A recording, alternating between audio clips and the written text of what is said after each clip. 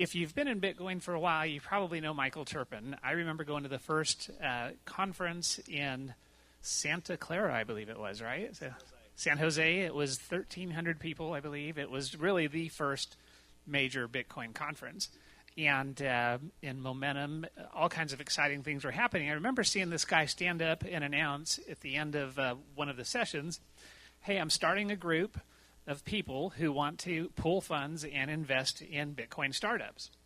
And it was the gentleman right here that's going to speak to you. And he's been instrumental in helping Bitcoin investors and blockchain, tech, digital assets, people get together, pool funds, and they've actually helped launch some really cool companies. So in this session, he's going to talk about what's happening in that space. We call it the digital asset space. And we're going to talk about, or Michael's going to talk about some new interesting projects that are coming up that you know, without Bitcoin, these things would have never been, you know, even dreamt of. And so I'm excited to hear what he's going to share with us, and let's give him a big round of applause, please. Michael Terpin. Thanks, Steve. So I'm going to talk for about 15 minutes or so about just where I see kind of the ecosphere right now and where I think we're going. And then we're going to have 4 10-minute presentations for companies that are BitAngel companies or ones that I have an association with. I also put a shout-out to the BitAngels community about a month ago saying, hey, you know, we're not doing Coin Agenda this year. Many of you may know I did a show last year called Coin Agenda right after the Inside Bitcoins Vegas. I had planned it when Bitcoin was $600, and a lot of my sponsorships dropped off. And so this year I decided I was too busy with a lot of other things. And Steve and I got talking in Chicago, and he said, I've been wanting to do a conference on Bitcoin investing. And it's just like, well, that's what the whole theme of Coin Agenda is. And you've got the better name. You've got Bitcoin Investor. So I said, why don't you take the slot that I already had kind of preloaded on a lot of the calendars, and I'll just do a party the night before, and you can do the conference. As many of you know, I had to cancel the party because my wife's father had a stroke over the weekend, a series of strokes. He's out of the hospital now. He seems to be remarkably, you know, recovering pretty fast. And I think there's still 2 or 3 people in the room I have to refund the bitcoins they sent for, or the fractions of a bitcoin they sent for the party last night that didn't happen. Although Tone came over and we had a couple glasses of wine, so that was sort of in lieu. He's like, "Hey, I'm in town. Aren't you having your party?" He's like, "No, I can't do it without my wife. I'm not gonna, you know, I'm a total bachelor when my wife's out of town, and she's like the ultimate, you know, put on a 1,000-person party." So, at any rate, so I'm Michael Terpin. I did start BitAngels with David Johnston at the May 2013 Bitcoin conference, which was really the first conference outside of a couple of, like, you know, I think 2011 there were like 50 programmers and libertarians that got together into a room and said, hey, we're going to talk about Bitcoin, and, you know, how can we get beyond just like the Bitcoin QT wallet? And, you know, that was really the first time that anybody invited kind of CNN. And what I thought was very interesting was that it actually was held in the same exact small room, the smallest one you can rent in the San Jose Convention Center, as the first Internet World was in 1994. And so I saw a lot of parallels. I'm looking around. I'd say the first how many people here in the room went to Bitcoin 2013?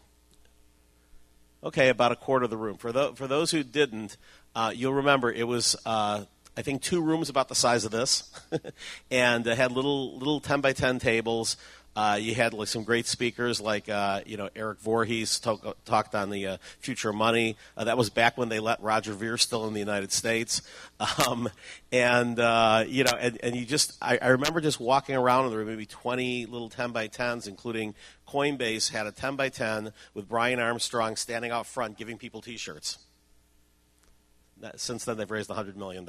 So, but I did see sort of this energy and this potential that just made my head swim. And I was just like, this is like being in social media in 2001. This is like being in the internet in 1993. And I have to like just jump in with, you know, both feet and arms and legs and everything else. And so I met David Johnston later that night. We ended up coming up with the idea of BitAngels. We just sort of started daring each other. I was like, why isn't there an investment group? I don't see an angel group here. It's in almost every other sector. And he's like, why don't we start one? like today. And I was like, okay, let's call it BitAngels. And he's like, okay, I'll put a website up right now. And we put a note on Reddit hoping to get 6 or 7 people to come and help us have a founding meeting. And I stood up and said, we're having that. And we got 35 people, including, Roger Ver and Eric Voorhees and all sorts of Vinny Lingham and Jared Kenna. And, by the end of the week, we were 60 members, and, we're around 500 members right now. It's completely decentralized. We basically have, we were doing fairly religious calls about once or twice a month. When David left to do the DAPS fund, we sort of have been kind of figuring out what the next best step is. So we're doing kind of a combination of, we have a great Skype chat, we have a great newsletter to about 600 or 700 investors, and we do occasional go-to-meeting calls too and Skypes. We just find that with a global community, it's a little bit more difficult, and so I'm very open to suggestions. I'm thinking right now that we may end up sort of doing a BitAngels syndicate on AngelList for American investors and maybe partnering with one of the international ones for some of the international ones. Because right now, I'm also running the Bitcoin syndicate with Gil Pinchina and Nick Sullivan on AngelList, but we're really focused on kind of like Series A. And Gil wants to really even kind of move that to Series B, and I still think that there has to be a place where people who have an idea in the garage and need the first 50 or 100 grand to get started to go. And so that's sort of one of my big passions.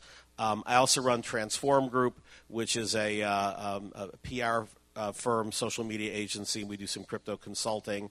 I've been in the sort of agency world for 20 years. I'm probably best known in that world for starting a company called MarketWire and selling that in '06, which is why I'm in lovely tax-free Vegas and learned all sorts of things about how government works before I moved here, and I'm very happy that I did move here for the tax savings and stay for the real estate and the lifestyle. So, I'm going to talk a little bit about where things were before I got in, which I'll call kind of Bitcoin Phase 1, where things have been since I've gotten in, which I'll call Bitcoin Phase 2, and where I think things are going, which I'm going to call Bitcoin Phase 3.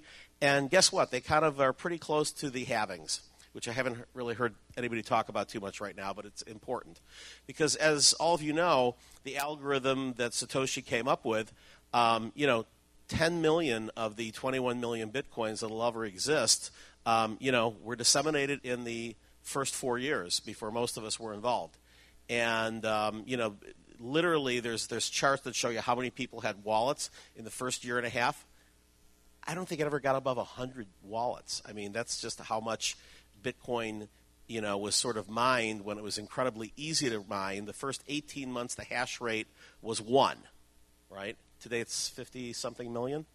50 million times harder to get half the number of Bitcoins.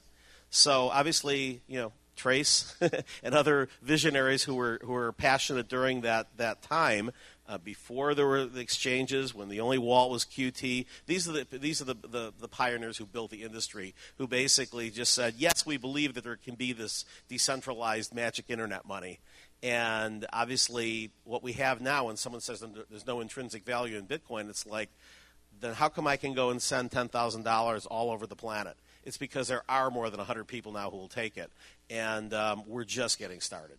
So in that sort of first 4 years, we did some amazing things in terms of the picks and shovels. I mean, and really the first seeds of companies that got funded were funded by, the early Bitcoiners who, maybe were mining a couple hundred Bitcoins a day with a PC. And all of a sudden the price goes up from a tenth of a penny to a couple of bucks, and they've got some money to go and, fund the first wallets and the first next generation of miners. Once it went from computers running CG Miner to graphics cards to FGPAs, and now you basically have sort of seen the end of the home miner mining Bitcoin, unless you just have an awful lot of electricity, you live in Washington State, and or you really need your house warmed up a lot in the winter.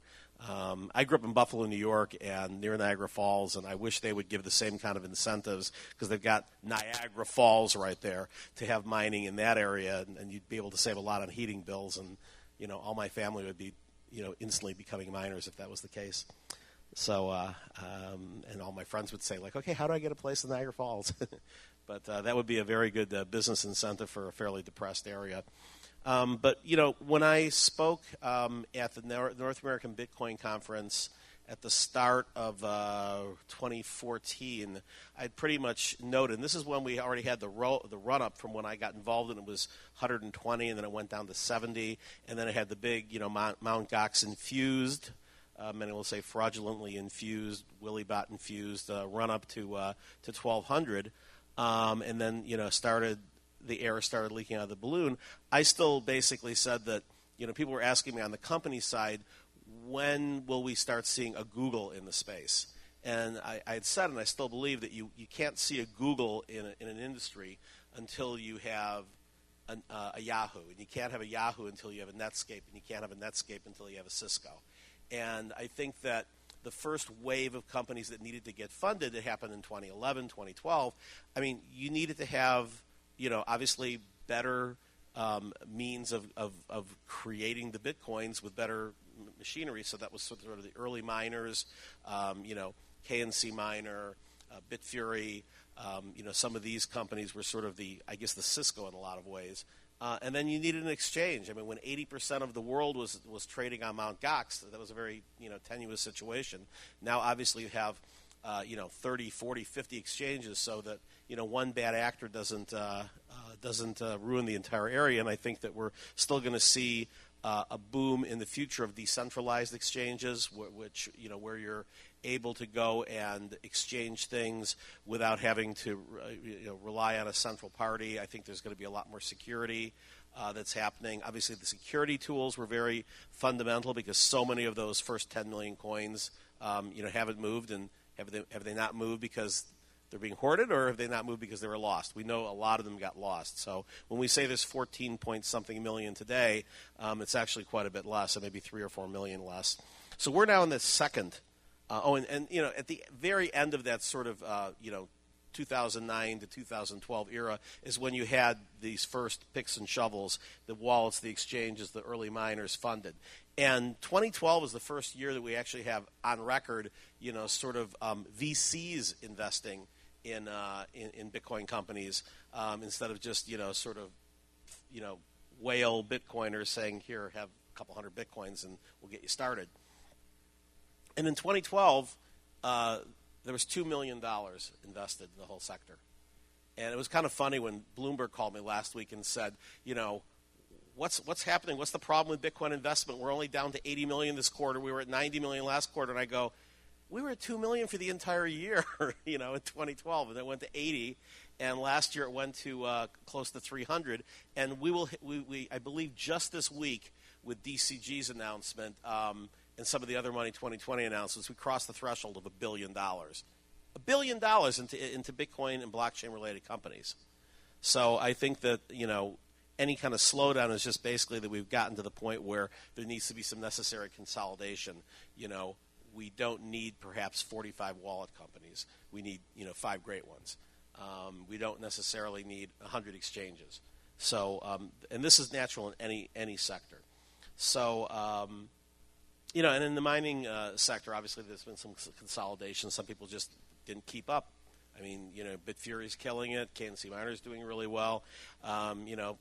Places like Cointerra, who was an early company that pitched to BitAngels and got a few of our angels funding it, wasn't able to keep up.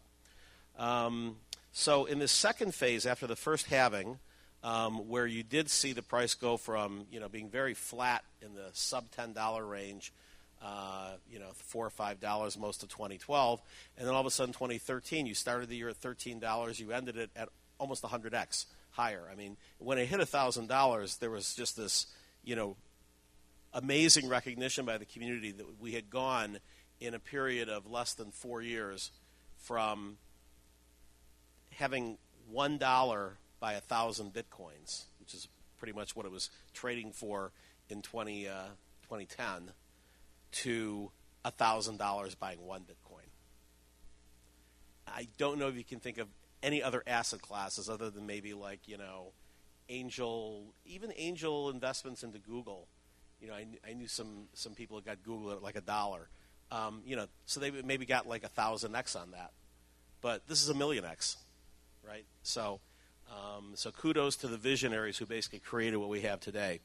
So in that second wave, you also had things other than Bitcoin come out. You had the first, at the very end of the first section in October of 2011, you had Litecoin. You had Charlie Lee basically say, if Bitcoin's going to be gold, I'm going to create the silver. And, there's still, some first gen people who are, often referred to as the Bitcoin purists who are, let's focus on Bitcoin, let's not get distracted, all other coins are bad. And I think that basically cryptocurrency, the Bitcoin, the blockchain, and digital assets is something that I've heard. I've been using secure digital assets for a while. And Bobby Lee from BTC China, now he's going by BTCC, was just using digital assets every 5 minutes at the events I saw him at last week, including his panel. And I've decided that I'm going to adopt that, and I'm going to start spreading it, because I think digital assets actually says very well what Bitcoin blockchain, what altcoin blockchains, what private blockchains all have in common is that they're digital and they're assets, as opposed to digital and you can just replicate them. It's a unique asset, whether it's a software asset, whether it's gold that happens to be stored by Bitcoin having it, backing it, or whether it is some other asset that is backed by it. And I think that asset-backed cryptocurrencies is part of the next wave, and one of the 4 presentations coming up is going to be talking about that. So we also had, during the second wave, the dawn of regulation. In 2013, all of a sudden, the IRS finally said, all right, there's a couple of people that actually have Bitcoins, and it's probably more than $600, so we have to figure out how exactly to treat this. And so they treated it as property, which was probably the way that the government could make the most money, because if they treated it as a foreign currency, all of a sudden, you got it at a penny and you sell for $1,000. You don't have to write off your gains unless you're a professional currency trader on going back and forth between Europe and the U.S. and you get euros at 107 and then next summer they're 113. Nobody's going after and saying, "Where's that 6 cents of taxes?" So I think that property has made it a little bit more difficult to sort of follow the rules. We worked with the launch of a company called Libra Tax, which if you haven't used it, it's a great free service. And they have a $20 upsell that basically just spits out all the paperwork for your accountants, and you just take your addresses, and it says, you say whether it was income or whether it was an investment, and then it just calculates your capital gains and spits it out for your accountant. It really made my taxes a lot easier in 2014 than they were in 2013. And then also the dawn of sort of blockchain, as opposed to just simply saying Bitcoin, the technology. And I think it's called blockchain because it's not just the Bitcoin blockchain. In fact, right now, Wall Street Journal today, there's a story that basically quotes Ryan Selkis, who works with Barry Silbert. He also writes The 2-Bit Idiot, saying, so right now if you're trying to raise money, you need to take your plan, erase the word Bitcoin everywhere, and put in the word blockchain and then resubmit it. Which is a little bit skeptical if you basically have a Bitcoin business plan. I mean, what, are you going to have a blockchain exchange, a blockchain wallet? But, right now, the new money that's coming in is the banks, the corporations who are saying we want to have a private blockchain. And there's pros and cons of that. But, the Bitcoin purists are everything that's not Bitcoin is evil, but there are reasons to have other coins. There are reasons to have app coins, to have altcoins, to have layers, to have 2.0. I could spend 3 hours just going into all of the different variations. But I think that the market will choose what works. And I think that also, the Internet, it's great that it's decentralized. I mean, there are governing bodies, but you don't have one company that can say, hey, we're going to change the Internet now, we're going to put a toll road on it. Right, so it was created by the U.S. government, but for it to spread, it needed to really be, the W3 and ICANN and all the different standards group. There's no one place that controls the Internet, and that's how we were able to build something so big. As Trace was saying, how many developers on Bitcoin versus developers on, name another coin. However, as things get built on Bitcoin and Litecoin forks, that means that you will have the ability to sort of transfer your knowledge as a Bitcoin developer and as a developer on some of the other major blockchains into new areas. And I think we're going to have a boom of people who are innovating on these private blockchains. Because, first of all, I think the original reason why people wanted to go private blockchain, the companies, was because they're like, well, we want to just own this. We don't want to share it, or we don't have to worry about the Bitcoin price. And sometimes it was a little bit ludicrous. I mean, I was speaking in Ireland last summer, and this woman stood up and said, I don't understand this. Why don't we banks just get together and buy all the Bitcoins? And they didn't quite understand how that worked, and okay. But, now it's like kind of, that was a little old lady, but now it's sort of people saying, why don't we fork Bitcoin and just simply control all the keys and say there is no value. This is software, which many of the well-known players that started out saying they were going to use Bitcoin as their blockchain are now using a different blockchain, because they can go and say, hey, not only can you own it all, but arguably now, we'll have to see how New York reacts to this, if it's not traded on an exchange and you're simply using it to develop software, why would you fall under any regulations? It's a piece of software. I mean, MongoDB is not regulated by the New York State Department of Financial Services. So, similarly, there's other things that are covered under existing law, like crypto, like in-game currencies, like loyalty points, and I think there's going to be an explosion in those areas, one of which we're going to talk about a little bit today. Okay, so the third area that I'm going to discuss is sort of what's going to happen going forward. And I think, again, this dawn of digital assets. And I think that as we move toward the halving, I think I was talking to Trace earlier about the rising tide lifting all the boats, right? So a year ago, the price was 300 in October, and everybody was panicking that it was getting down to 300. I remember one VC actually saying, if it gets below 300, I'm selling all the silverware and buying everything I can. And I texted him and said, I hope you're selling silverware. And, of course, it went down at, what was the bottom for about 5 minutes, 175, right at the start of the year. But I think, we had to shake a lot of bear activity out of the marketplace, and I think that there are new buyers coming in for a lot of different reasons, which have been talked about before and will be talked about the rest of the show. I do think that these new digital assets were going to come in a number of different categories. Some of them are going to be jurisdictionally devised. So, the Fed coin has been talked about. There's another coin out that is basically, sort of, here's something that's hyper-regulated so we can use it in this jurisdiction. Then, of course, I think there will be new generations of dark coins, Monero, Cryptonote, the variants that will not be bought on exchanges because, what good is it buying a dark coin on an exchange, right? They know who you are because they can track the exchange purpose. I think that the dark coins have to be mined if they're going to, sort of be used for the purpose of darkness. There's wallets, there's all sorts of things. But, one thing we've seen for sure is that, excess regulation doesn't protect anyone. It basically just drives innovation to route around it, and it makes it more difficult for just people who are normal businessmen trying to function and innovate. So within this new era of digital assets, I think you'll have a new boom in home miners. The most funded company this year was 21, which basically is, letting you eventually your cell phone will basically mine Bitcoin, and you'll be able to then use it for blockchain purposes. I'm not quite sure why you wouldn't want to just simply have a wallet there and use something that's a lot less expensive than Bitcoin to do the same thing.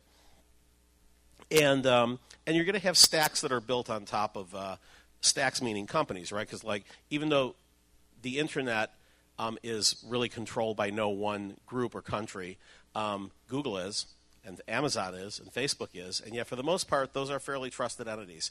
And they could certainly go rogue, but it's not in their best interest, so they don't. And I think that you will have, Coinbase, yes, they could be shut down by the government. I'm certainly a believer in holding your own private keys.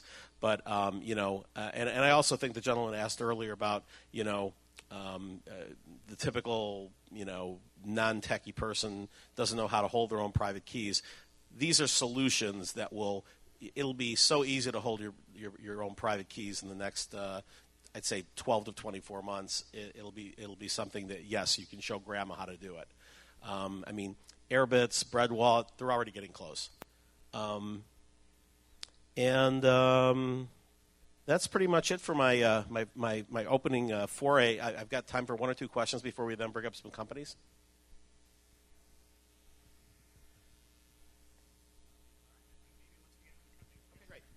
All right, so if I can bring up the presenting companies, Jim for the Voxels pitch, and Simon from WealthCoin, and let's see, I guess Sinclair isn't here, but his partner from Bitmari, and Stephen from Rivets. Jim Blasco, another Vegas guy. I met actually a year ago at the Hashers United, and he's the creator of Unbreakable Coin, which is a truly unbreakable coin, one of the SHA-256 coins out there, and a number of other things. And when we met, it was like when I met David Johnson, we had all these great ideas for sort of the investment aspect of Bitcoin. Jim and I are just really kindred souls in terms of figuring out what we can build together. I'm a business model and marketing guy. Jim is an Uber tech guy, and we put our two brains together and came up with some great ideas. So we started this thing called B-Commerce Labs. We're partners in that. It's a fund that is then incubating Idea Lab style companies, and we'll be announcing the first two in the next coming weeks. One of which we're hoping to have rolled out by the end of November. Before we started that, though, we worked on a project together. I got a call from Halsey Miner, who's the creator of CNET. He was actually hoping to be here today to do the pitch, but he had to fly to Mexico. So Voxelus is, so Halsey, for those of you who don't know, is the creator of CNET, co-founder of Salesforce, started Vignette, which became a $26 billion company, co-founded what became Google Voice, and flash forward to today, he started BitReserve, which recently rebranded itself just last week to Uphold, in large part because there were certain countries, if you had the word bit in your name, they didn't want to do business with you. And they're actually looking to do what Trace was talking about in the seventh level of Bitcoin adoption, which is being able to have USD, euros, oil, gold, Bitcoin just automatically be able to move back and forth when you're an Uphold account holder. Because you do KYC once on both ends, you're done. And it's very quick to do that. So Halsey also wants to become sort of the king of virtual reality, and he's got a group called Reality Lab and a fund called Minor Ventures, and he's popping out several VR companies, one right after the other. The first one he's been working on actually for 5 years in Argentina, which has been discussed a lot today, called Voxelus. So if you go to Voxelus.com, you have any interest in virtual reality, it's basically a plug-and-play system where it's end-to-end. You go in, you're able to go without any programming skills and just drag and drop and create a virtual world, a virtual asset, and then publish it, and then put your glasses on, and you can then play with your friends in multiplayer mode, which is really cool. And so that's free. We got 20,000 downloads the very first week when we announced an Oculus Rift last month. And the viewer's free. And then at CES this year, we're going to roll out the preview for the marketplace. That'll be the App Store. So the App Store, what's making it unique and of relevance to this industry is that the App Store will not take dollars. It will not take credit cards. You can only pay for it in voxels. So we were asked, Jim and I, to sort of design a currency. Eric Voorhees also consulted on it. He's an investor in the project. He's doing the Shapeshift crowd sale, which is, by the way, pretty much the only place you can go right now to get crowd sales because Coinify now is doing blockchain programming at the VC's recommendation. So without further ado, I'm just going to do a quick so we're right now in the private sale period. The public sale starts on Monday.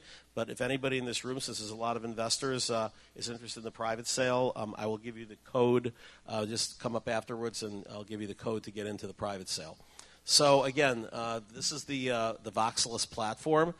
First all-in-one content creation. Just games alone is expected to press $12 billion by the year 2020. And Voxelus controls the software, the viewing, the marketplace for all the major platforms. This, again, is going to be the marketplace. They've got a couple of hundred assets now. They're looking to bring 400,000 assets through some partnerships, and then also through people who are going to just be downloading the software now, creating them, and selling things. Also some branded things like Fast and Furious cars, so you can play with those things and Star Wars characters in your own world. So one of the areas of the basics is that Uphold announced this when we announced the same week that we announced the crowd sale that they would be supporting the voxel as the only cryptocurrency other than Bitcoin. And what that means is that by the end of the year, when they have the euro is already operational. The USD is going to be operational in a few weeks. They've got Chinese currency, RMB, Japanese. You'll be able to go and store your wealth in any of these currencies and just move it back and forth because it's a non-fractional reserve. And if you go to Uphold.com, they've got a very good a video that explains that they brought in this rock star CEO who is the former CIO of Barclays Bank and of Nike. And so that obviously will help the liquidity, and it'll be the voxels after the crowd sale will be trading on Shapeshift, on Uphold, and on a couple of other platforms we haven't announced yet. So, and again, there's your voxel card that you could basically just use like a debit card by the end of the year. Same thing with Bitcoin, same thing with USD, and just move things back and forth. And Jim, do you want to talk a little bit about the coin itself technically? Okay, so we basically took Litecoin and we cloned it, just like I cloned Bitcoin to make Unbreakable Coin. It was really not too much special. The technology was there. Satoshi was a genius. Charlie Lee as well. These guys came up with the right platform, the right idea. We took that. We did a different approach where we pre-mined all the coins right away. And those coins, they're only selling 15% of the coins to the public. They're going to hold the rest of the coins. It has a 2.5-minute block transaction, so it's pretty quick. You can transfer coins about 5 times faster than Bitcoin in most cases. It's an average time speed, but it's pretty accurate. It's just as secure as Bitcoin or Litecoin, and it gives, for the first time, users the ability to have their own economic system in a virtual reality world. So anybody who uses this voxelist, which they're planning on plenty of people are using it, and it's open source, so any virtual reality products that go into this, whether it's an application or just a chair, people are going to be able to sell that to other people, and this is going to be the only cryptocurrency, the only currency that will be used in that world. So I think that's pretty impressive right there for a new crypto coin. A lot of times these crypto coins, even Unbreakable Coin, was released without knowing what we were going to do with it. It's just there. And that's how most of these alternate crypto coins are. They're just there. A lot of them don't have platforms. Ethereum has a plan for a platform that sounds pretty good, but it's still not here. Voxelist is an existing platform. It's already here. The only thing that's not out there are the virtual reality glasses. They are available, but they're about $300, and I believe in the first quarter they think they'll be about $100. They're going to go on $99 for the Samsung one at Christmas, and there's about 500,000 on the market. They're talking about it being, the analysts are predicting it'll be 50 million per year sold by the year 2020. Yeah, I mean, when you start thinking about things like video games and how big, that's pretty much the biggest industry out there is video games and what it brings in. Now we're going to have it in virtual reality. And it's not just going to be video games. They have a lot of other ideas. And one of the cool things I heard Halsey Miner talk about was, you know, they were looking at a very, very, very expensive camera that they could take to concerts. Just imagine for a moment that this camera was here. And you had these... And we actually showed it last week. It works. Yeah, it's wonderful. And if you have the virtual reality glasses, you could have been at this convention in virtual reality. Every time you turn your head, you would have seen somebody else behind you or beside you. And it's pretty awesome. This virtual reality is exactly what you've always thought it was, but now it's about to be in our hands. And 2016 is probably the year for virtual reality breakthrough. It's finally getting affordable. And they've made it open source so that anybody can take this virtual reality products that get made there and use it on other systems. So I'm pretty impressed, and I said I wouldn't really get involved in making any other crypto coins unless it had a really good function, and this has probably got the best function that I've ever seen from a crypto coin. Thank you. And that camera is called Quantum Leap, and that will also be using voxels for the concerts. So this is the team. Again, Martin Repetto also was the founder of Atmosphere, which was a very popular game a few years ago, massive multiplayer, got hundreds of thousands of users. I talked about Halsey's background. And the pre-sale is going on now until midnight on Halloween, when all the witches and demons and warlocks are done. So is the crowd sale, the pre-sale, that is. And then we have one day to just sort of like take a breather, and 9 a.m. the public sale starts.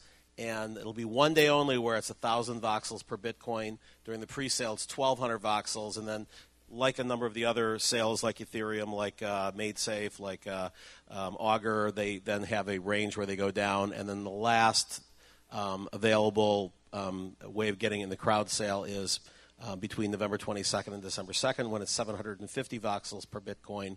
And then after that, Voxelis has committed, and this is one thing that's cool about, I know a lot of people think anything pre-mine means scam coin and this and that. Not if it's done responsibly, because during the crashing price of Bitcoin, when we had all the things of just sort of recovering from Mt. Gox, et cetera, it would have been nice if we could have sort of said, hey, let's hold off on the new Bitcoins being issued until the price comes back, right? Couldn't do that. It was already built in the algorithm. And here, Voxelis has pledged that they will not sell any of the 85% at a price that is any lower than or equal to the highest price that anybody paid in the crowd sale, so 750 voxels. And so they'll have it on their site, for 650 voxels per Bitcoin, and they won't sell any until if Shapeshift is selling them for less, then you buy it on Shapeshift, but there will be no new coins released until the price is higher than the number you see here.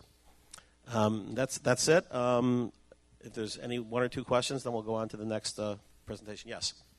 What about the amount of boxes that can be sold by developers or early investors? I mean, even if they can't sell it below resale costs. Sure.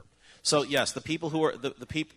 Right. So good question. So yes, anybody who buys in the pre-sale or the crowd sale will be able to trade on Shapeshift once it goes into trading, which will be shortly after that, just like MadeSafe, just like Ethereum, et cetera.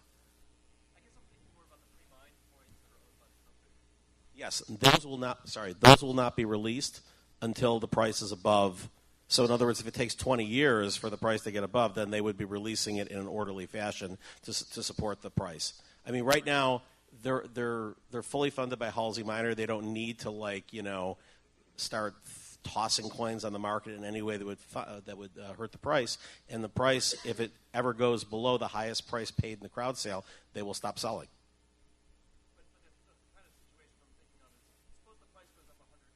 Mm-hmm. And then one of the developers gets disgruntled and wants out of the company and has owns a whole bunch of them and just sells millions until it gets down to the price of resale and everyone. Well, the developers don't own any. The company owns 85%, and the people in the crowd sale own 15%. The company, correct. It's to my understanding that the company doesn't want to sell the coins. They want to hold them and use them for developer payments. So if they want to expand the system somehow and somebody wants to, it'll be a payment system for them. They may release 1,000 voxels to them for a payment of something. That's how I've understood it. Now, the other thing what he keeps mentioning about they're going to honor a price on the coin. Whatever coins are out there, they're going to honor it through Uphold, and Uphold's now the largest Bitcoin exchange in the world. They transact 20% of Bitcoin transactions every day. So they have the ability with voxels to trade for metals, gold, any currency throughout the world, and they've agreed that they will never sell the coins or they will always honor the lowest price or the highest price of the crowd sale.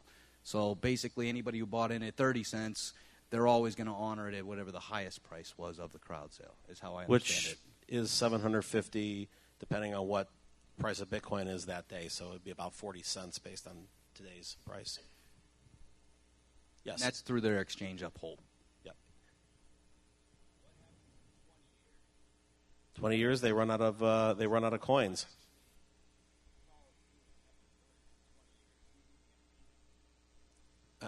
I'm sorry, who's going to...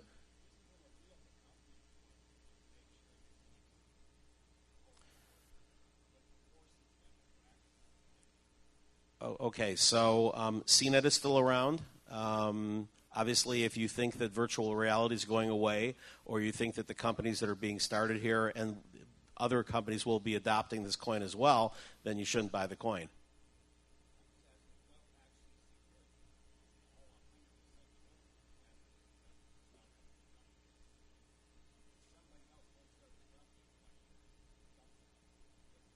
I guess anything's possible. It's all crypto is a risk. Yeah, and Halsey has said that if the company gets sold to Samsung or something, a condition of sale is to maintain the exact same policies that the company has today.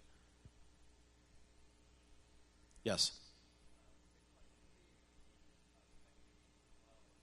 Bitcoin will not be able to be accepted in this game. Right, you have to own voxel to be able to buy assets in voxel in Voxelis, as well as in Quantum Leap and some of the other VR platforms that are coming out from Reality Lab.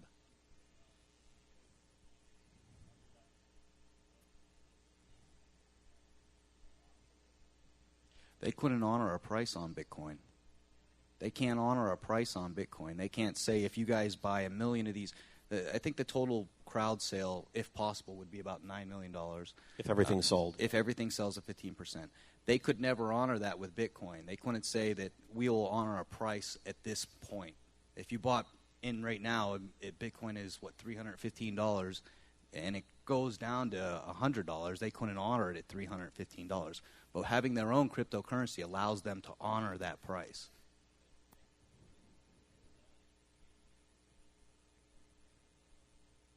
It can be exchanged for any type of currency in the world or any. Right. So these prices right now are only through the crowd sale. So the price once the crowd sale ends, obviously, if Bitcoin goes up or down, then that's gonna change that. I believe actually that because of the fluctuation of price, that they're going to pretty much be looking at it not going below what the last day equivalent in USD is. So. And actually, I think you're going to see corporations starting their own coins left and right now. We've actually have a company called CoinCreate here in Vegas where we're starting to build crypto coins for corporations. And this was the first one. We're going to see a lot more of that because companies, they want to adopt Bitcoin, but they can't always just say we're just going to take Bitcoin. It's pretty volatile. But if they have their own kind of crypto coin, which they've pre-mined and they own all the coins, then they can set a value of that coin as far as usage on at their store. For instance, kind of like the arcade. You'd go to the arcade, you could buy the tokens, and you might not use them all, but you'd go home with a couple tokens in your pocket every time you left the arcade, and that would make you come back. It's kind of like that. They want return business, and this is their way of having their own economic system and using cryptocurrency to protect the users instead of these token systems that are out there. And so I don't want to hog any more time than that. I'm going to be around the entire rest of the show as will Jim. Sorry, guys. We got to move on. And so we're now moving on to Stephen. So I would like to introduce you to Rivets. I came into the Bitcoin space about 2 years ago. And prior to that, I spent almost my entire career in the trusted computing space. So I've come out of a world where we were building hardware security into all sorts of devices.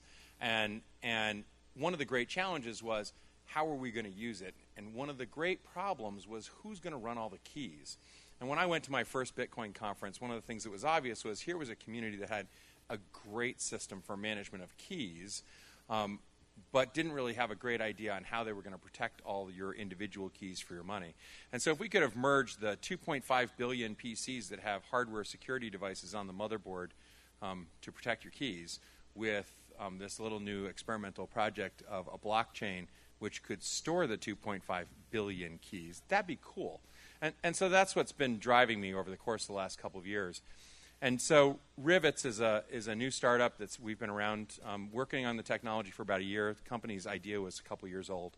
And what we're doing is building a general purpose toolkit that allows direct access down into the hardware of a device, now specifically in mobile.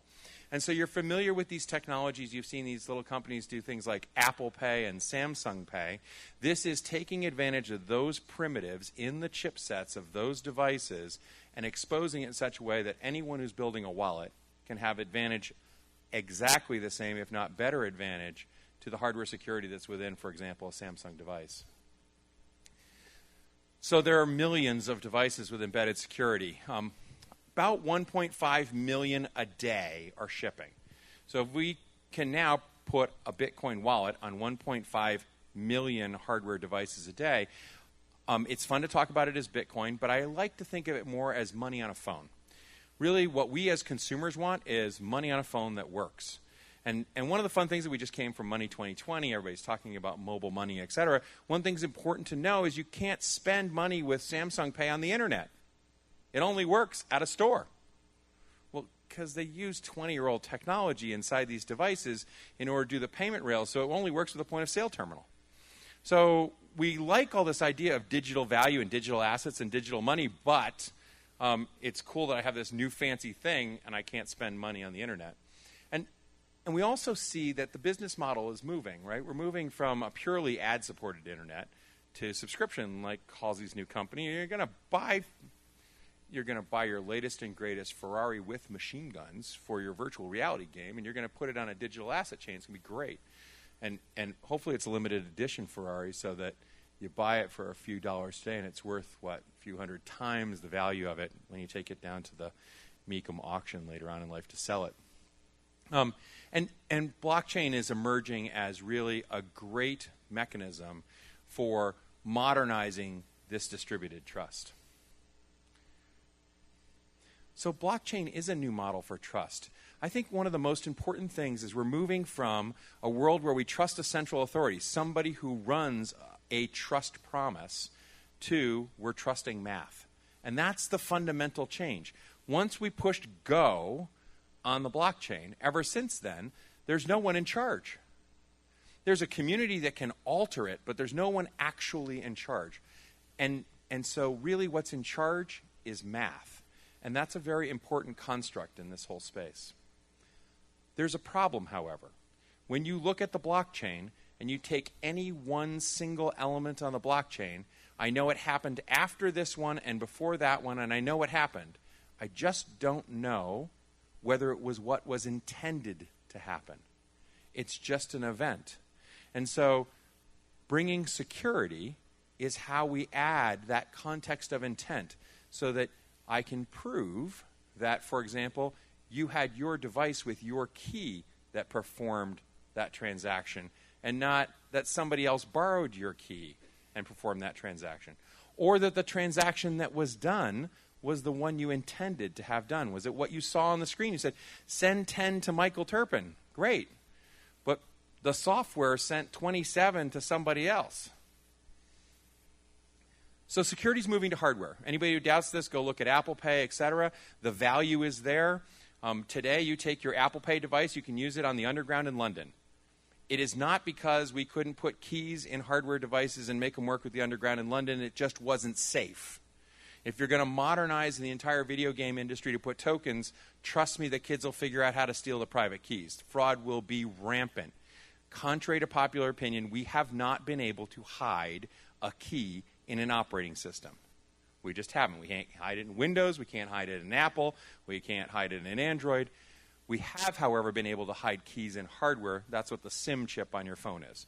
The reason why you're getting text messages these days with, please type this password in after we text it to you to determine you're really who you are, is because all the industry is borrowing the security of the AT&T SIM module to pass that text through. Of course, that's not actually really real on Android because you can replace the texting thing. Just as a note to everyone, like if you download that little app that says, hey, get text messages that are a bigger font, yeah, it might actually be sending all of your text messages to some other country, including all the 6-digit codes that are confirming it's really you.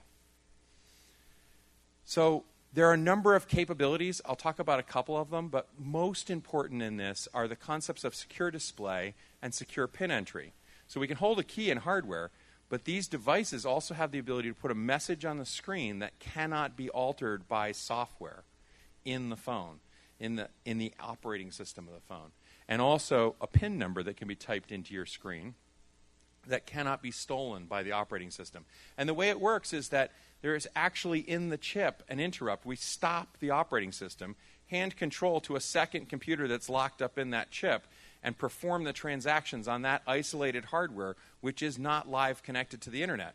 So you're accomplishing this mission of, let's go put all your Bitcoin on a Linux server in the closet, lock the door, and never let it onto the internet. You're just doing it inside a Galaxy S6 phone.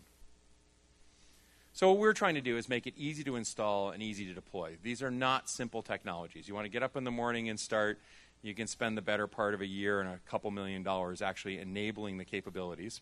And there are a couple of companies that are beginning to explore this. What we're trying to do is provide a general purpose tool set so that anybody, whether you're doing encrypted messaging or identity or blockchain tech transactions or Bitcoin, can do those transactions within this isolated environment and hook it up in a week or two. We have a number of companies that have agreed to work with us on this. We have them in varying stages of playing with the technology. It's been a fun and interesting experiment. We're about a month or so away from launching the public version of our tool set. We have a number of companies already working with the private version of our tool set. It's been interesting to get the ecosystem operation. We spend half of our time trying to make sure that when you deploy an app on various phones, like an LG phone in, we had a great, fun, entertaining issue in Japan all summer where they pushed the wrong policy to the Japanese phones. It was great. And when you're like three kids in a canoe trying to tell Samsung they pushed the wrong policy, it's actually quite a funny conversation. From a go-to-market perspective, we as a company, what we're doing is we're very developer-focused. Really, at the end of the day, it's all about improving the quality of the relationship that developers have with their customer.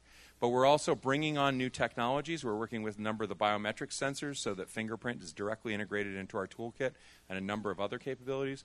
And we've been to see a bunch of the major OEMs, and there's nothing more fun than running around China explaining what a Bitcoin wallet in a Meizu phone looks like and what are the core features that they have to have in hardware and how do they make it better. And while you might think that, well, maybe they're not that interested because Bitcoin might be a little bit scary in China, turns out they think that the huge market in front of them is India, right? And so they're actually rest of world, like all of Africa, all of India. There's a few other people than just U.S., and they're really interested in payment. And we're not going to have Meizu Pay and ZTE Pay. It's too complicated. They just want to support payment rails that are out there. Bitcoin has a huge advantage. Today, I can't do digital money using Samsung Pay, but I can use a Samsung phone to do Bitcoin that does the most secure digital money you've ever transacted. So anybody who's ever done e-commerce, like most of us have, a couple times, we can actually finally do it securely, that the money you send is the money you send, that what you see on the screen is actually the transaction that happens. There's no password to be stolen because it happens in isolated execution. So this is like making e-commerce work for the first time after 20 years. Just a few devices. Like I said, 1.5 million a day. It's growing almost daily. So this will pass 1 billion devices installed within the next year or so. And it's really built-in security. This is what makes it simple. The consumer will perceive this as money on a phone. This is push a button and spend. I have more than a few arguments about PIN numbers. Everybody thinks you want a PIN number. It turns out in London, if you get an NFC debit card, you can just tap and pay up to £50. You know what the number one complaint is with Apple Pay? You have to use your fingerprint. Because the regular plastic card, you just tap and run away because you're buying a coffee. You have your phone. The number one protection that's in all of this stuff is if I take your phone, you notice. By the way, if you're 17, you notice in like 12 seconds. Almost done. So how do we make money? We charge on a per device, per app basis, and we provide engineering to help support it. This is a business model that will grow to hundreds of millions of devices and potentially thousands of app vendors. What protects us as we enter into the Chinese market to help those handset guys use our tools, they could copy our tools in a very short period of time. What really protects us is the relationship with the developers. They don't have a presence in the rest of the world to sign up everybody doing, whether it's Bitcoin or secure messaging or access or entertainment. They really look to say, oh, you can show off the cool features we put in our phone because the operating system doesn't expose them yet. And so from a milestones perspective, tools have been built. They're coming public the end of this year. We have actually a couple of very significant revenue contracts we're working on right now. We'll close before the end of the year. And this company will be self-sustaining by middle of next year. The initial drive will be a series of development and non-recurring engineering contracts. And after that, we're supported on a transactional basis on a long term. And that's what we do. And if there are any questions, happy to answer them. Thank you, Stephen. Questions for Rivets? Yes, in the back.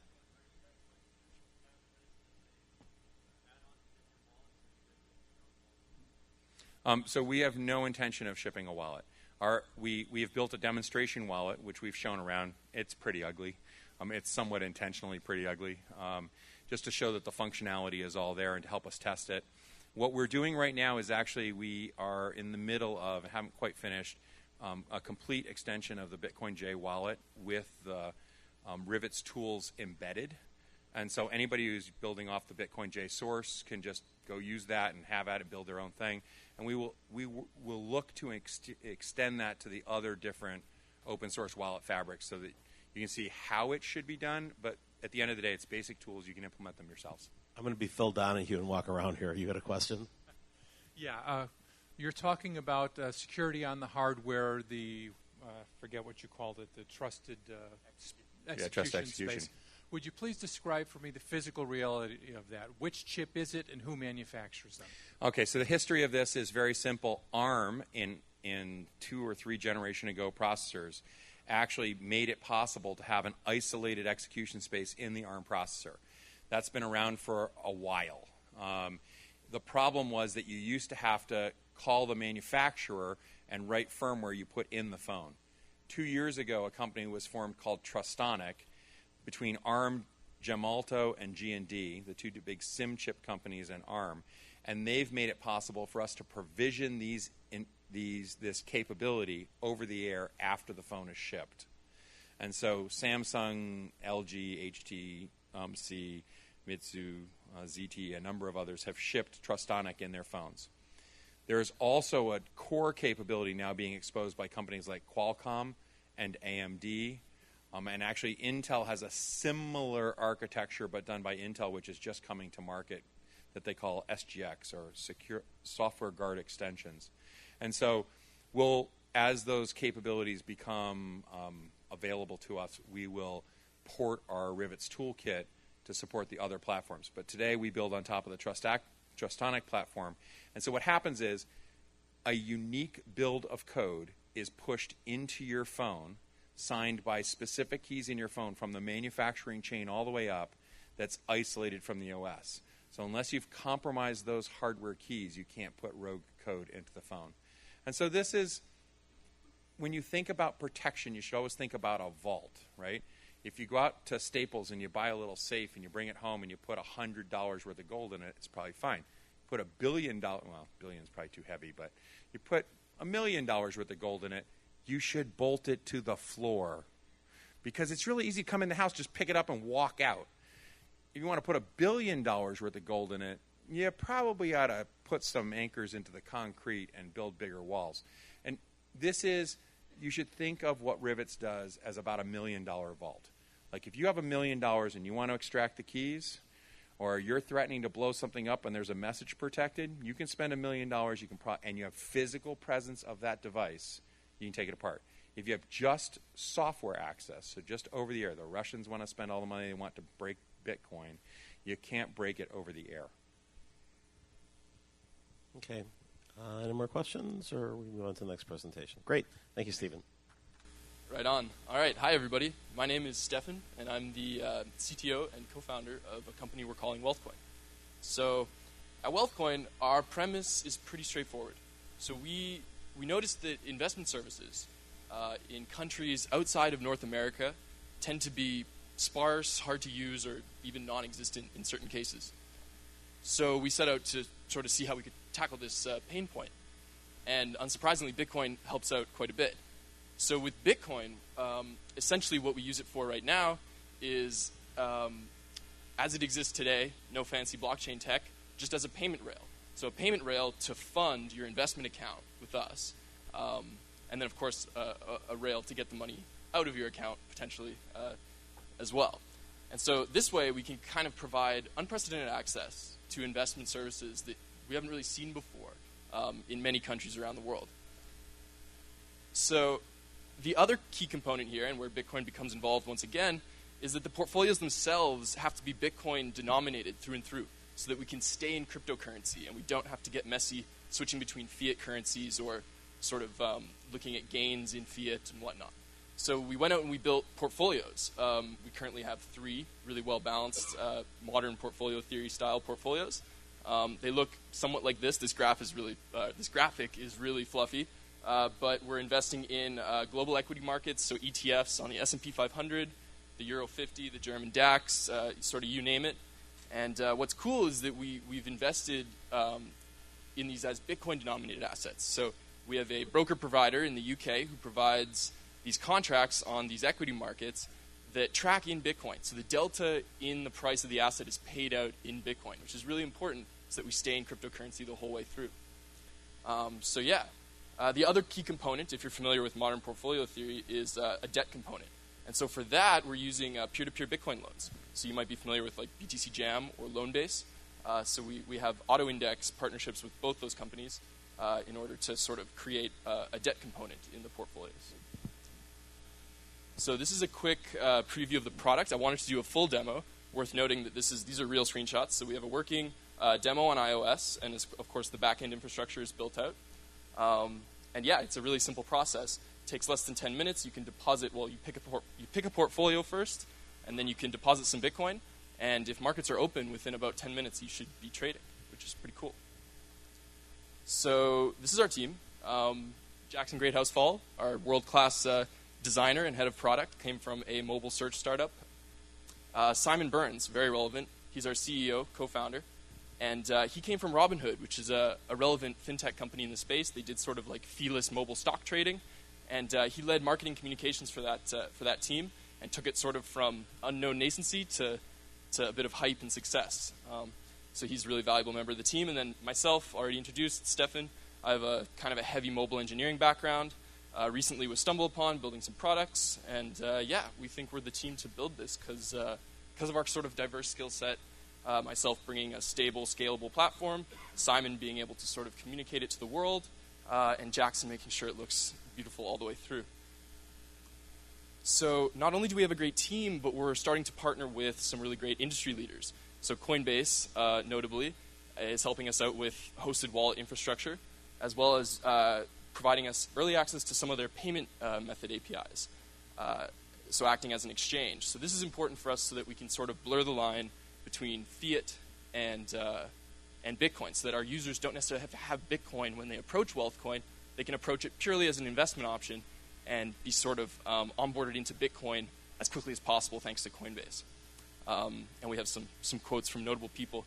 The Snapcard integration is interesting as it goes sort of the other direction. So with Snapcard, it's sort of a trial of our API, which we're rolling out with them in early January. And what that'll look like is it'll be a WealthCoin account right there within your Snapcard wallet. And this will be replicatable to other regional wallets, so globally again. So yeah, we're really excited about that. And that's basically all I've got. I kept it really short. We're raising a 1 million seed round right now. We're really early stage. We've raised about 300,000 so far. And if anyone's got any questions, suggestions, or wants to learn more, just let me know or email me at Stefan@WealthCoin. Thanks, Stefan. Questions from the audience on WealthCoin? Any questions? Tony, you got any questions? No. Tone's got to have questions. This is his sector. All right. Are you at all worried about the security laws and SEC in denominating traditional assets in Bitcoin? What hedging tools are you using to make sure that the price of Bitcoin fluctuation doesn't affect someone's portfolio? Yeah, so it's worth being clear that we actually don't do that ourselves. So we have a broker partner in the UK who accepts Bitcoin from us and simply provides us contracts on these equity markets. So we're not doing the hedging. Presumably, you're correct there that they're selling the Bitcoin, purchasing the other underlying assets, and then hedging or straddling the Bitcoin price to avoid volatility. And yeah, there's a fee incurred there. We pay the broker a fee, but it's not too hefty. And one quick one. What about like the KYC process, which I personally hate, but you have to sign 1 million pieces of paper when you open a brokerage account with U.S. dollars. Foreign, for example, if you live in Australia, you can't trade the U.S. market unless you're a U.S. citizen. Is this something that you're nervous about because you might be giving people access from foreign countries to the U.S. market? Yeah, this is something we think about a lot. So we're thinking about regulation almost half the time, I'd say, because it's a big deal lately, as Michael mentioned earlier. So we generally think about regulation in two separate baskets, right? It's the holding and management and transmitting of funds, which is sort of like an MSB or a money transmitter license, or a bit license perhaps. And then there's the, like you said, the sale of securities and all the regulation that comes with that. So in terms of the movement of funds, that's partly why we're partnering with Coinbase. So Coinbase is a registered MSB, and using their wallet infrastructure makes it so that we don't have to get that regulation right up front, and we can sort of umbrella underneath them as long as we comply with their compliance team. In terms of the sales of securities, it's basically a gray area right now. So because we're not exchanging fiat, and because the securities aren't denominated in fiat, and because it's actually a contract on the security, it's not necessarily ownership of that security directly itself, then it really isn't considered the sale. So we basically offer a way to track global equities, not necessarily to own them in the legal sense. Yeah. Okay. Any other questions?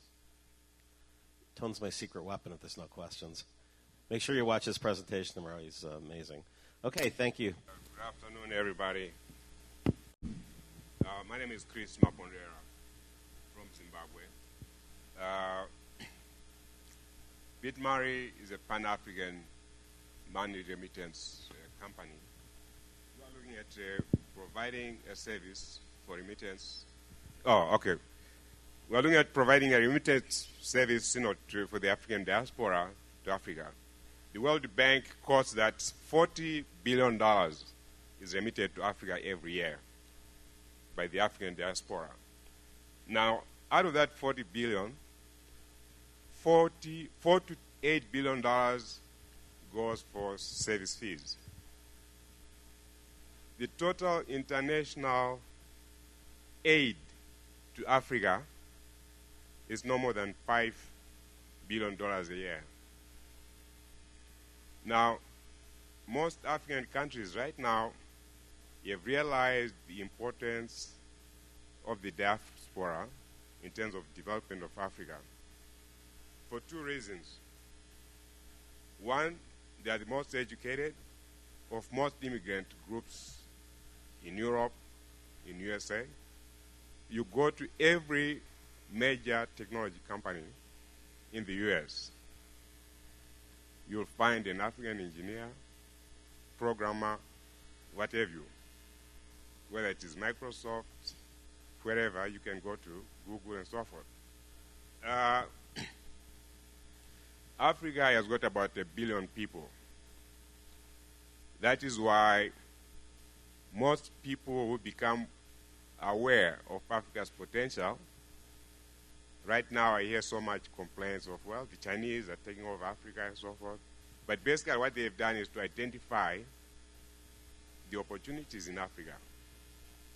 Now, ourselves as Africans in the diaspora, we are saying we're exposed to the technology, to the know-how, and we understand how the systems work both in the Western countries where we are and also in our own home countries. So we are the best conduit for providing development, in Africa. Secondly, Africa has had to leapfrog in its development over the years. I remember 20 years ago when we used to have the telephone lines going overhead from one joint to the other. There could be 2,000 people in between. We have no access to a telephone. But right now, the highest cell phone penetration in the world is in Africa, where you can go to a villager, you have an iPhone 6, contrary to what people may think. because I bought one. I know my cousin in a village. He is in school. He is computer literate and everything. I'll try to leapfrog him to be where I am and send him the iPhone 6. The same thing is now going to apply in terms of cryptocurrency. What we are saying is that rather than have Africa's development tied up with other people's fiat, you want to develop, you need $200 US. You've got to go through a whole process of transferring that $100 from US to Africa. But with the cryptocurrency, it means we are going to avoid all those limitations. That's why we find it attractive and why we want to promote it. We are here, we understand what it is. When we go back to Africa, they can understand us much better. You have heard of M-Pesa and so forth. It has made a lot of success, contrary to how people might have thought such a system could operate. So, with Bitcoin, we feel we can do the same thing. We have looked at Zimbabwe as our nucleus point, and then we'll spread from there to all the other parts of Africa. Why have we looked at Zimbabwe? In 2009, the Zimbabwean government, because of the serious economic situation they had, they discarded their own currency and adopted multi-currency system. So Zimbabwe has got a much higher degree of accepting innovative ways of tackling their development issues. Two, we've got a very receptive government organizations that are saying, look, show to us how cryptocurrency or how Bitcoin can be an instrument of development. We're going to look at this in the context of what role is it going to play. Zimbabwe is in the center of Southern Africa, but it's also very influential in Africa. Regardless of all the other political issues, the president, the chairman of AU, is a Zimbabwean. AU has got 54 countries. So what happens in Zimbabwe can resonate in other parts of Africa very easily. Two, Zimbabwe has got the highest literacy rates in Africa, about 93-94%, which means adoption of technology is much quicker and faster, which is a major advantage for that. So what we are looking for is that rather than come to you and say we need aid for blankets and water and so forth, we're saying we need aid for us to be able to introduce appropriate technology for the development of Africa. And today, cryptocurrency is the most appropriate technology for the development of Africa today, because it has no boundaries, it has no limitations as to who is going to control, how that is going to move from country to country and so forth. And as Africans living in this environment, we are saying we need your help to be able to provide and contribute to the development of So let me just be clear. You mentioned aid, but you are a for-profit company and you are currently raising a round, correct? Yes, right. I mean, we're a private company, we're for profit, and all we are saying that we are putting everything in the business context. And that, this is the place where you get the most out of your money than anywhere else. In most African countries, your investment is much greater than what you have, on Wall Street. We don't talk of 2%, 3% in Africa. I mean, you're talking of 10%, 15%, 20%, 40%, depending on area that you are going into. But because of limited information to this market, people don't seem to see the value of investing in Africa. They'll hear different stories, that are more probably politically tinged rather than really look at the reality. So I'm going to ask a question just because there is a comparable company that has actually raised a fair amount of money. I think they've got 2 rounds in. I actually had dinner with her earlier this week, which is BitPesa. So how are you different than BitPesa, which took the M-Pesa concept into Kenya and now has recently moved into Nigeria? Well, there are 2 things. BitPesa was created out of Europe. Then somebody comes up and say, okay, we look for local partners. But BitMari is created by Africans who have got a better understanding of what the environment is all about. We speak the language of development that our people can understand, and we see the relevance of why we should introduce whatever technology we introduce. Many of the foreign companies, when they go to Africa, they look mostly how much money are they going to make without looking at what are the consequences of what they are introducing. Okay? So, but from our point of view, we are saying no.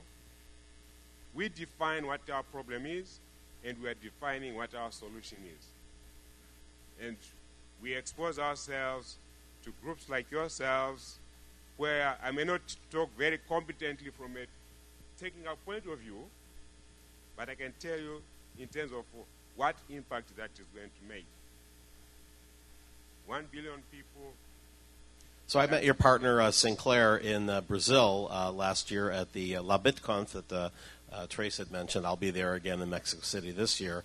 And so Sinclair is a Zimbabwean, but he also lives on a plane in Silicon Valley, and he was in Vegas earlier this week, and Washington, D.C., and he actually worked with Mayor Adrian Fenty on his campaign in Washington. So he's really kind of a citizen of the world that co-created this with you.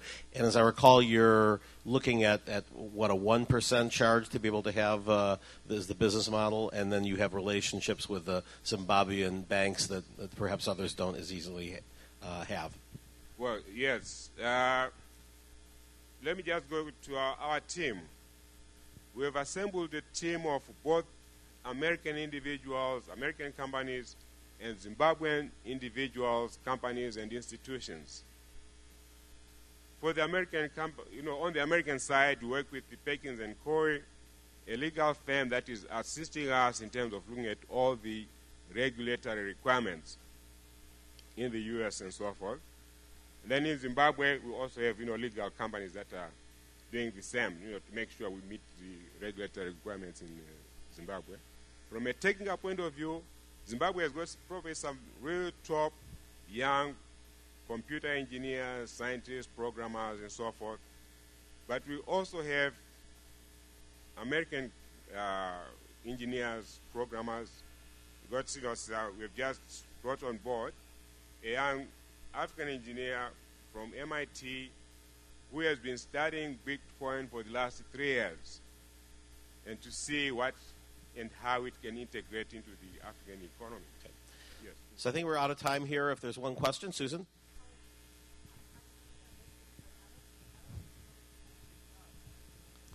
No.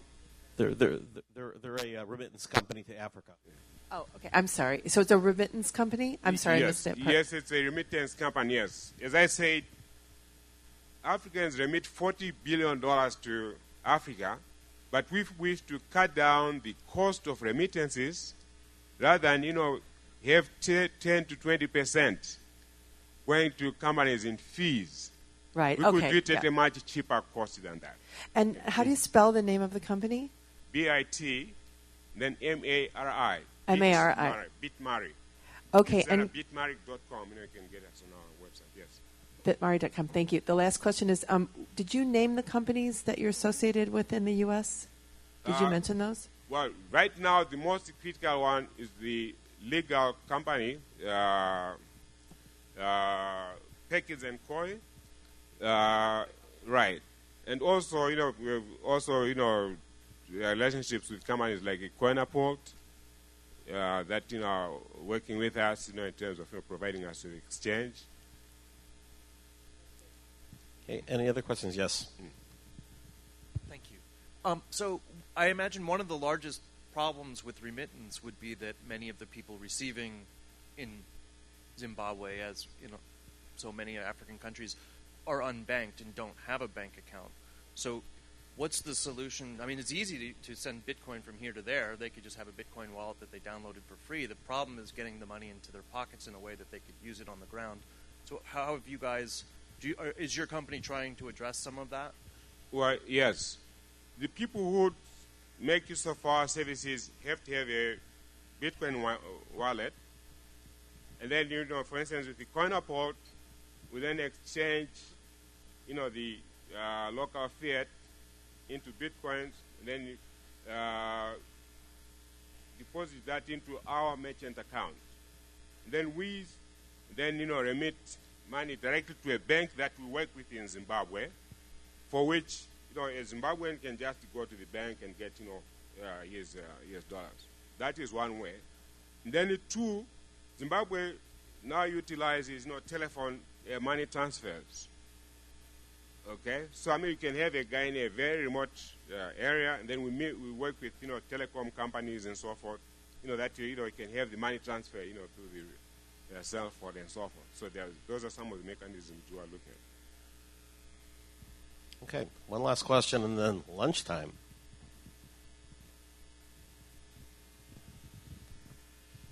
Hi. First of all, I'm very glad that there's an African presenter here. I do think that the African continent, for the reasons that you mentioned, will be very big for Bitcoin. For example, your example of the mobile phone skipping the generation of landlines. I think the same sort of thing will happen for credit, financial services, etc. in Africa. I'm actually doing something similar. We're not in Zimbabwe, we're in Congo, Kinshasa, which is the world's poorest country, Zimbabwe being the world's second poorest country. What we're doing rather than remittance or aid is actually providing jobs. My company, Microwork, is part of a global initiative to bring internet-based jobs to disadvantaged communities around the world. It's called impact sourcing. There's various. It's a very big thing in Africa, and I'm interested in bringing impact sourcing to these disadvantaged communities using Bitcoin. And the way I'm sort of seeing it is that in these communities that we will bring there, you can imagine the jobs coming in from the West into African communities, bringing with it money and developing skills into these communities. And I wanted to get your opinion of how you think that sort of model would take off in the very, very poorest of the world's countries, such as Congo, Kinshasa, where there really is no infrastructure. Certainly outside of Kinshasa, it's extremely rural, and it's very difficult to well, the electricity, for example, these sort of things are issues, water, that sort of thing. But still, the people there are capable of creating very good value. And I wanted to get your opinions on how you would see something like that taking off in Africa. Let me just give two examples and maybe put things into context. 20 years ago, 4,000 white farmers in Zimbabwe grew tobacco, sold it on the world market, and they were earning something like $500 million. Today, you've got 100,000 peasant farmers in Zimbabwe producing tobacco and earning $500 million. Now, what it means is that way before this guy, his annual income was maybe $10. Today, he's now talking about $5,000 or $20,000. and that is huge. With that, he can afford this thing and do anything. So for what we are talking about, it's really, I don't see where the problems would be as much as it is an issue of communication and coming up with a way that is relevant to the people. Many African projects fail because we feel for something to be successful, you must spend $1,000 for it, when at least $50 can do the job, and then you scale it up from there. Okay? So I think, in your case, again, it's really just starting off at a very small level. People believe when they see something. And when you do that, then it's much easier for it to spread. Otherwise, at times, sub-4 development is based on what the non-profits who are looking more at how much they are going to make out of it. They say, oh, well, we want a $500,000 project in DRC. Of that $500,000, maybe $50,000 actually benefit the people in the DRC. The other $400,000 is paying for hotels, for, higher salaries. I mean, for somebody who lives in Washington, D.C., the apartment costs about $3,000 to $4,000 a month. And if he's doing a project in Africa, it's a 3-year project, he's spending $150,000 is going for nothing but rent in Washington, D.C. Okay? So I think we've got to change the whole dynamics of how we look at development in Africa. We are most appreciative to see something small that demonstrates its worth and that it is of benefit to us. I don't know if I answered your question, but I think, that's really what it's all about. Okay, thank you very much. And we'll all be around the rest of the show, and you can ask everyone about their company specifically. They're all in fundraising mode. And thank you, Steve.